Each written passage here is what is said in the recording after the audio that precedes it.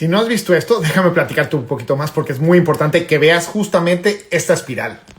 En este momento están tratando de quitar mucho de las cosas del Medicaid. Lo primero que vamos a ver es que millones de personas, se están calculando por lo menos 8 millones de personas van a perder su Medicaid.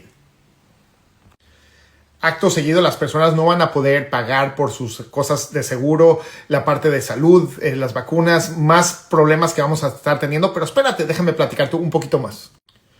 Lo siguiente que va a pasar es que muchas de las clínicas comunitarias, hospitales rurales y lugares donde dependen justamente del Medicaid van a tener que cerrar y esto va a llegar a un problema que nos va a tocar a todos.